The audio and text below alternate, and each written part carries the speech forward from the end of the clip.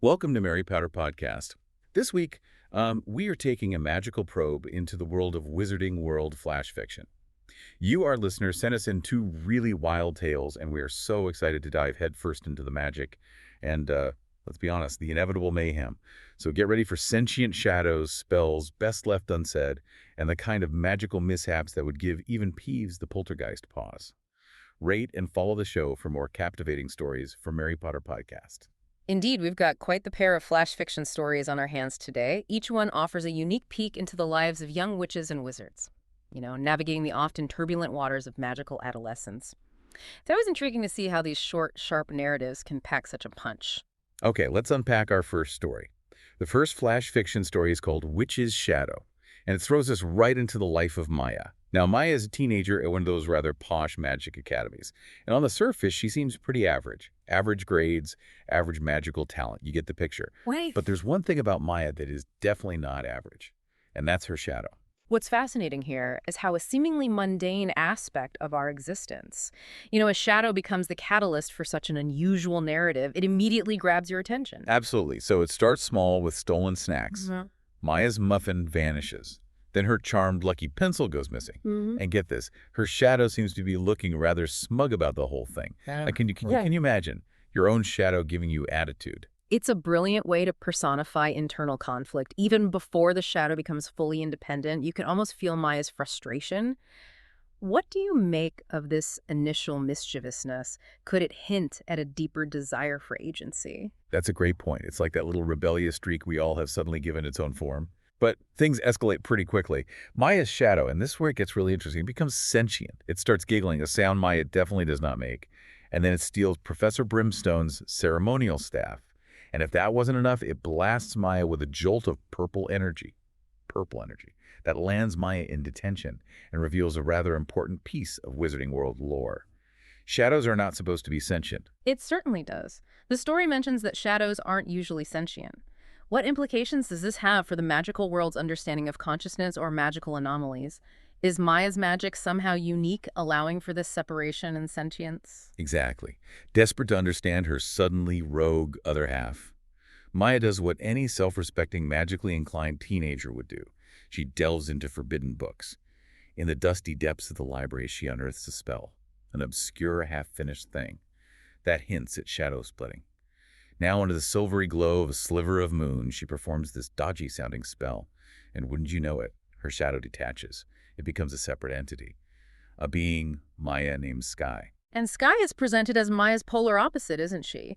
Bold, rebellious, possessing a natural talent for hexes. Everything Maya feels she isn't. This duality is a compelling element of the story. It makes you think about how often we see ourselves in contrast to others, highlighting what we perceive as our own shortcomings. Oh, absolutely. Their training sessions together are described as pure chaos, bickering, accidental explosions, the whole shebang. But somehow, this unlikely manual duo starts to find a rhythm. And here's where it gets really interesting for you, our listener. This whole shadow-splitting business really explores the idea of untapped potential. It makes you wonder about those hidden parts of ourselves, the boldness or the sass we might keep bottled up, and how unleashing them might surprise us. Doesn't it resonate with the feeling we all have sometimes of wanting to break free from expectations? It speaks to the idea that we all have different facets to our personalities, some more readily expressed than others. The literal separation of Maya and Skye allows for a fascinating exploration of these inner dynamics. Often, our greatest strengths lie dormant until a catalyst. Even an unexpected one, like Maya's sentient shadow, forces them to the surface. It's a reminder that our self-perception might be limiting our view of our own capabilities. But of course, no good magical story is without its conflict. Their newfound partnership faces a serious test when they overhear whispers, stolen artifacts, a mysterious figure hunting dark relics, and a name that sends a shiver down their spines, Aunt Lilith. Maya's missing in action, Aunt the family black sheep. Very much so. The introduction of a family secret and a potential antagonist immediately raises the stakes and provides a clear direction for the narrative. The fact that Lilith is described as the black sheep suggests a potential history of unconventional or even dark magic within the family, which could explain Maya's unique shadow. So Maya and Skye, our newly formed dynamic duo, hatch a plan. They decide to use Skye's rather unique shadow-sneaking abilities to spy on Aunt Lilith. This leads to a dramatic showdown in the Academy's forgotten sub-basements, a place filled with crumbling statues and magic that sounds decidedly unstable. Aunt Lilith, with eyes blazing, demands an artifact Maya knows nothing about, and then tries to steal their shadows. Talk about a family reunion gone wrong. This confrontation in a forgotten, magically unstable location heightens the tension considerably, and the idea of stealing shadows adds another layer of dark magic to the story. Perhaps shadows are more than just visual representations. Maybe they contain a person's essence or magical signature, making them a valuable target for a dark wizard like Aunt Lilith. In this climactic moment, Sky Maya's shadow-turned separate entity really steps up. She defies Aunt Lilith, her shadow tendrils lashing out and disrupting the spell. An energy explosion rocks the sub-basement, and while Aunt Lilith vanishes in a swirl of shadows, Skye collapses back into Maya. It is. Skye's act of defiance, sacrificing her newfound independence to protect Maya, underscores the unexpected strength that can emerge from within. It suggests that even seemingly lesser or derivative parts of ourselves can possess remarkable courage and loyalty when faced with adversity. In the aftermath, Maya definitely faces the music for all the shadow-splitting and sub-basement shenanigans. But she also earns a new level of respect from her peers and even the professors. The story wraps up with Maya realizing that maybe being average isn't so bad after all, especially when you've got an extraordinary shadow, now safely back inside her, by her side. So what does this tell you? What does it tell us about the hidden depths within seemingly ordinary individuals? It suggests that everyone possesses unique potential even if it's not immediately apparent. Maya's average exterior hid a powerful magical capacity that manifested in this extraordinary way. It's a reminder not to underestimate anyone, including ourselves. Sometimes it's the unexpected or seemingly ordinary that holds the greatest surprises. All right, let's shift gears and dive into our second flash fiction story, The Forgotten Spell. This one throws us headfirst into a whirlwind of amnesia and some truly accidental chaos, all thanks to a misfit teen named Charlie. Now, Charlie, like many of us at some point, just wants to disappear. Absolutely. The story immediately establishes Charlie as an underdog, someone who feels out of place and whose magical abilities don't quite align with expectations. This makes him a relatable character. His desire to disappear likely stems from a feeling of inadequacy or a fear of further embarrassment, a feeling many teenagers experience. Especially after a truly disastrous potions class with the wonderfully named Professor Gloomhaven. Apparently, Charlie's doodles of winged toads landed him in some serious trouble. Sound familiar? You know those moments when you'd rather just vanish? So Yeah. Charlie, trying to avoid attention, stumbles upon an old abandoned library wing. You know, the kind, dusty tomes, cobwebs, the works. He spots these strange symbols carved into a bookcase, and out of sheer curiosity, maybe a little bit of teenage rebellion, he whispers the faded words. It's an old forgetting spell, and he expects absolutely nothing to happen. But when you know it, his notebook goes completely blank. And then the horrifying realization dawns on him. He's not just failing potions. The accidental nature of the spell casting is key here. It highlights how even seemingly insignificant actions can have profound and unforeseen consequences, especially in a world governed by magic. It serves as a cautionary tale about the power of words and the potential for even forgotten magic to have a significant impact. He's somehow erasing memories. Panic, understandably, sets in as Charlie discovers this memory-erasing spell is spreading like wildfire throughout the school. The star athlete can't remember her locker combination. The head cheerleader doesn't recognize her own reflection. The whole school is descending into this hilarious but also deeply concerning amnesiac chaos.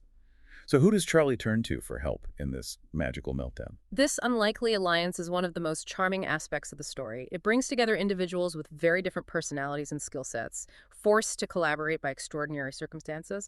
Perhaps their outsider status in different ways allows them to connect when faced with a common crisis. Luna, the resident astrology nerd, And and Ben, the overconfident captain of the Spellslingers Club.